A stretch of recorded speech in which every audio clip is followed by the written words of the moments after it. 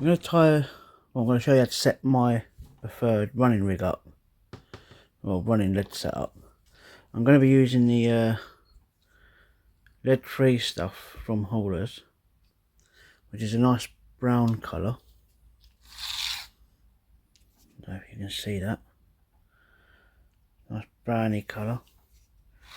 I'm going to cut some of that off. I mean, you can do the same with lead core as well, but most places won't allow you to use lead core now, but they'll allow you to use lead free.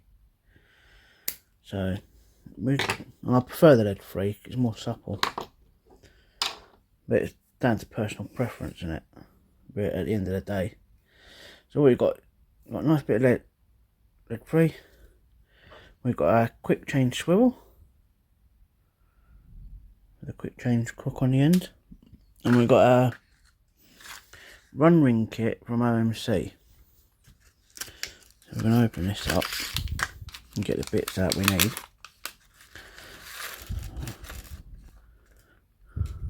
Right. So we'll put the swivel there. We need a sleeve. We need one of them tulip or tadpole beads, whatever they call them nowadays. Quick clip and a run ring itself. And what we'll do is we'll stick the rest of these in back in the box.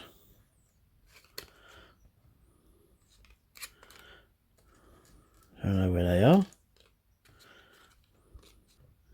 You get enough to do 6, so I mean you're only going to be doing 2 or 3, so you've got loads of spares. Anyway, right, well, the first thing we're going to do is we've got to get our splicing needle into the middle of this. I've got the Carp Life multi needle with the splicing needle attached. I personally like to measure roughly 2 lengths of the needle and then go in and start the splice. This is the fiddly bit.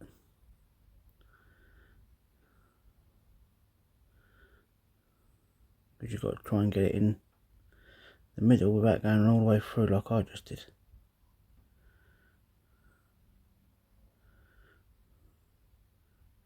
There we go. Lead core is a little bit easier to splice because you've got the lead in the middle that stops the needle going all the way through. So I like to do, see, I fold it back and you've got that little bit more.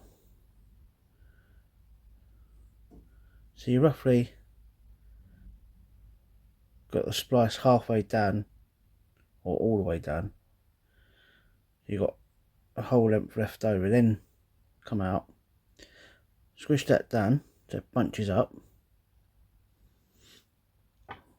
and makes it a little bit wider and a little bit easier to pull this bit, because you've got to now pull all this through this. But we're going to put our swivel on first. And thread the swivel on, start pushing this down, and the gate latch should close up. See, it's closing up nicely. Before it closes properly all the way, you put that through, then you have to gently twist and pull all the way through, nice and gently, nice and slow, and it'll go all the way through like that. The more you do it, the better you get at it. And because you're splicing the swivel on, you can pull that all the way down like that, so it's not tight to the swivel, and then gently pull that, and that tag end should disappear. You don't want that tag end that's sticking out the end anywhere. If it doesn't disappear, you can pull it out a little bit more, trim it, and then pull it. And then what you should be looking for is something like that. So it's all nice and smooth There's no tag end sticking out, nothing for the lead or anything to get caught on. Now we need to thread the can't remember what they call these, tagpole. I think they used to be called tagpole beads. I'm going to thread that on. We get my heavy gate latch needle for this. And we thread it on that way. And we get the end. And we just push it on. I like using the lead free stuff because it sinks and hugs the bottom. It also gives you that added abrasion resistance at the end of your rod, at the end of your line where your rig is. So it sits nicely in there like that. Now we put the run ring on, which is that bit.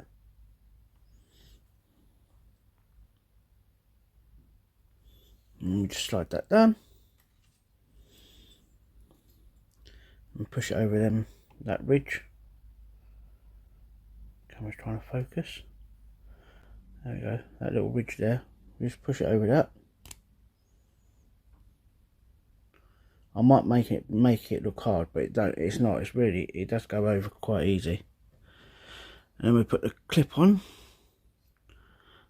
These are just your standard quick clips.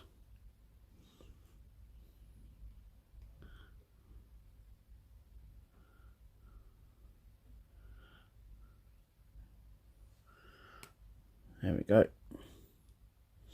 And then we put our lead on.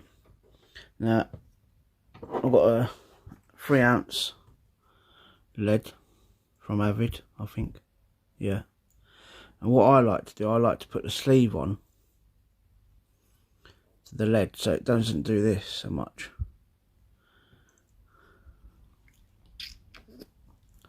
You don't get so much movement.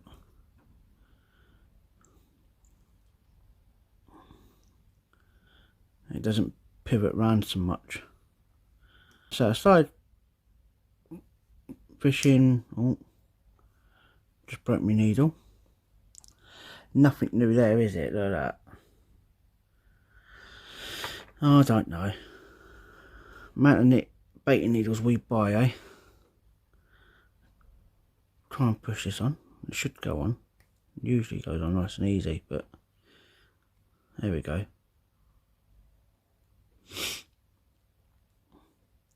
Because you've got the running effect, you don't want too much movement. Well, I feel you don't want too much movement at this end. And you want to try and use the heaviest lead you can get away with, because really, with a running lead setup, you want the lead to stay still.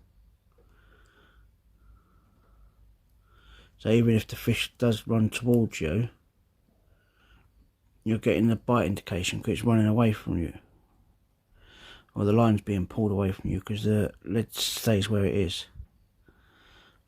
And also that helps stop tangles as well. So I mean, ideally, when it pops off, when the fish shakes its head, that'll pop off, and ideally you want the lead to stay where it is, and for your line to be able to pull through it nice and easy, and just slide. And that's how I like to set up my running leads. So you got that little bit of a bolt effect. Oh, that didn't quite work, did it? Well, it did work, but it hit the table. It slipped out my hand. Right, there we go. Normally do it at this end is splice another loop, splice a loop in it. So we do the measure out about double again before going in.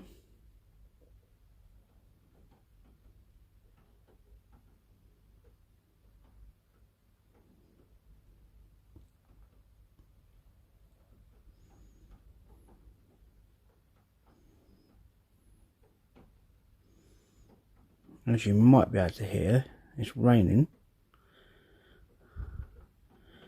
Push that in nice and slow, nice and easy.